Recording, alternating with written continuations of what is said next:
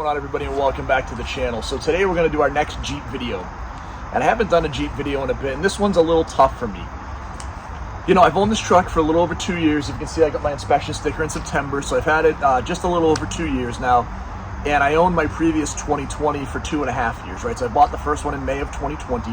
I bought this one in September of 2022, and I really like the truck. Like, my intention is to keep the truck, but you know, I was just going through and looking at my window sticker, and I don't know if I shared this, but when this truck was new, you can see here, this truck was around $60,000, a little over $60,000. I think I paid 59 or 58 and some change, and I got a really good deal on my trade-in. My 2020 was a soft top, no non-LED lights, and that was like 51 in 2020, and I got like 45 grand for it when I traded in 2022.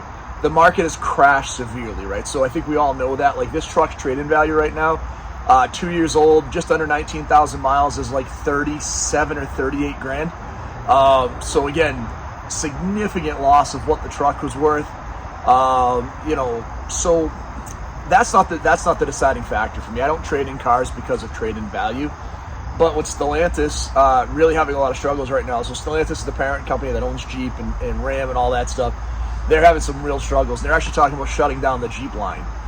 And my fear is I may run into the same issue you ran into with like Oldsmobile and Pontiac, where the values of those cars just plummeted right away. Right now, some of them have rebounded, specifically, you know, the more desirable models. But right at the beginning, those models just plummeted. Like, the trade-in value went down to like nothing. And I typically keep my cars a couple of years, but this one I've actually really liked.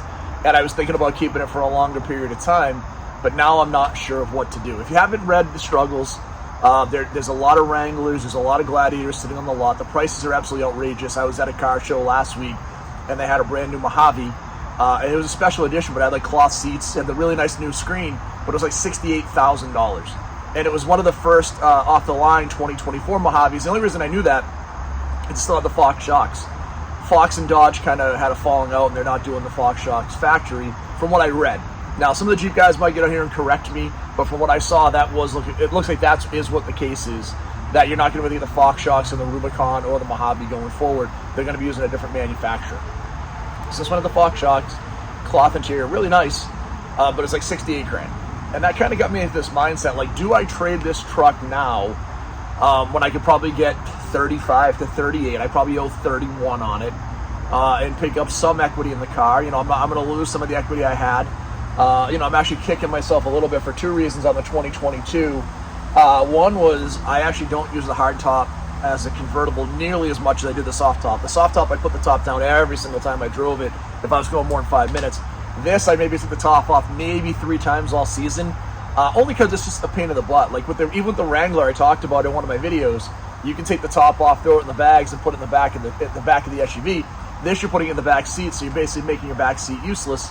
And it doesn't fit all that well in there. So, you know, I was like, man, if I kept my soft top, it'd be basically paid off in the next year or so. So I am kicking myself a little bit for that. I really do prefer this version, though. Like, I like how quiet it is. I do like the LED lights. I prefer the white over the black. I think this color just is a really nice looking color on the truck. And I like the painted fenders. But now here's the other side. I have 1 year left of the warranty. I've been reading horror stories about the engines on these. Just literally like detonating, right? Like lifter issues, cam issues, people being about the truck for months. And my fear is if these guys, you know, do really go in this situation where it looks like they're going to, am I going to be able to even get these repairs done? And now I'm out of a warranty in a year. Is the value of these going to plummet again in the next year, right? With all the surplus of new vehicles, what happens is, if you don't know in the industry, with the surplus of new vehicles, they have to mark down the price of new vehicles so the used vehicles lose their value, right? So if they start marking down the new ones $10,000, $15,000 to get them off the lot, well, then this plummets again, and now maybe in the mid to high 20s on value on this truck, so lose more than 50% of its value in 3 years with less than 30,000 miles on it is not a great proposition. Now, I'll share with you, if I haven't shared on this channel, I don't think I have. I typically don't keep my cars very long. I was going in my head, thinking about all the cars I've had. I'm going to go back to like 2012. So in 2012, I brought a brand new Dodge Challenger, right? That's the second new car I ever bought. And I had that car for 3 years. I had put 9,000 miles on it. It was my summer car. And I traded that in on I had an 88 Mustang notchback project. That didn't work out, but that's a different story. Forester. I had a 2007 Forester that I kept for a long time. I traded that in on a 2015 Dodge Charger GT all-wheel drive. At the time, it might have been called an SXT. I don't think they had the GT yet, but it was the V6 all-wheel drive version, because that's the first year they stopped making the V8 all-wheel drive. So I traded it in, and I ended up getting, so I had a 15 Charger, 2012 Challenger, kept the Charger for 1 year, bought a 2015 Cadillac XTS 1 year old with low miles all-wheel drive. I kept that for 2 years. After that, I traded the Cadillac in on a 2018 Toyota Tundra Limited, brand new. That was like 40 grand. I kept that for 2 years. I traded that on the Gladiator. And then I had a Gladiator for 2 years, and I traded on the new Gladiator, right, or 2.5 years, right? So in my history of the last few years, the longest I've kept anything that I purchased was my Challenger as my summer car for like 3 years. I'm going on to season 4 of my Fox body, and I think I'm going to keep it. I've been looking at some other stuff, but I think we're going to keep the Fox. So now my question is on the Jeep is like, man, I haven't kept my cars very long. I still have equity in this car. I'm worried about the warranty. I'm worried about the resale value. So do I keep the 2022 Gladiator? Now here's the flip side of that. I've had zero issues with this truck. Like, it's never left me stranded. I haven't had issues with the batteries. Everything's run great. All I've done on this truck literally is oil changes, and I've done 1 tire rotation. That's all the truck's really required of me. So mine's been pretty reliable, but man, I'm starting to get a little nervous around, like, am I doing the right thing by holding on to this vehicle? So what I wanted to do is just kind of get your opinion, man. I'd love some comments on the video. Please come in and just, give me your point of view. If you've had Jeep products, if you're leery of Jeep products, as a Jeep owner for a long time, we had an 11 brand new Wrangler 2-door Sport that we had until 18. So we owned that for 7 years. Like I said, so we've had this. So we've had Jeeps, 11 out of the last, let's call it 11 out of the last 14, 15 years. We've had a Jeep in the family, and we like them. Like, we like the versatility. We like the ability to take the top off. We like the, the 4-wheel drive in the winter. There's a lot of great things about the Jeep. But man, I'm starting to get real nervous, and I'm curious to see who's going to take over. Now, Chrysler's been in this situation before where they were literally going to go out of business, and other companies have purchased them, and they've gone through all of this stuff. But at this point in time, I'm not sure, like, are they going to rebound from it? I just don't know if they're in a situation, because if you look to the loyal Jeep owners and you get into the forums, what you're hearing a lot of is they don't want an $80,000 Jeep. They don't. Like, they want a reliable Jeep that's, simple, that's easy to fix. They don't need all the bells and whistles. You see the Jeep guys, they don't want power locks and power windows, and they want something they can take the door off of. It's easy. It costs like 30 grand, has a reliable straight 6 engine, manual transmission option, and it just goes off-road like hell, and it just does exactly what they want it to do. And so I think Jeep has kind of lost their core audience. It's similar to what we heard about Harley-Davidson recently. If you haven't seen, Harley-Davidson is really struggling because they're not attracting new riders because they've lost their entry-level motorcycle.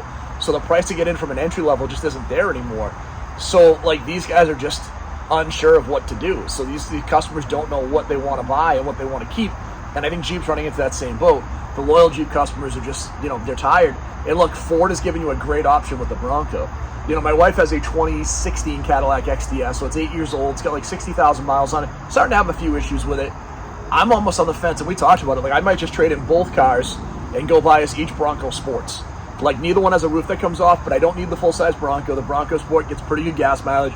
We both like the style on it. They're available in like 4-wheel and all-wheel drive, so we can use that feature. The gas is decent, 10-speed automatic, 29, 30 miles to the gallon. We both like the style on them. They have some funky additions this year. Like, I have a retro edition with like all the retro stripes that look like an old Jeep poncho. They have that really light blue that my wife likes, so we've been thinking about that too. So again, we'd love to get your opinion on the channel on what you would do. Are you nervous about what's going on with Jeep? Should I run away from the brand? Should I walk away while the warranty is still there and while I still have, some equity in the truck? Throw your comments down below. Sorry I didn't get to a car show this week. I'm traveling this week for work, so I will be in California until next week, but I'm super excited. Next Sunday, we have the La Salette car show for the Mass Car Club. The hat I'm wearing right now today. So these guys are awesome. Please see these guys. So we have that show next Sunday. The Thursday after that, we have the last Bass Pro of the year on October, I want to say it's 18th. That's the last show of the year at Bass. So that should be a great show. I'm looking forward to getting over there. There is that other show we found with the folks from at the show last week in Easton. So there's a show in Bridgewater on November 2nd. And then there's the show for the Veterans Day show, near and dear to my heart, up at the Norfolk Aggie and Walpole on that Veteran Day weekend. So we'll be at those shows, and then we put the car away for the season. So hopefully see you at some shows coming up before we end the year. I appreciate all of you I've met this year. I appreciate all the new subscribers to the channel. Like I said a second ago, if you haven't done it, please hit subscribe. Please hit like. We appreciate all of you. And like I said, in the comments below, let me know what you would do if this was your Jeep. Would you keep it or would you let it go? We'll talk to everybody really soon. Thank you, guys.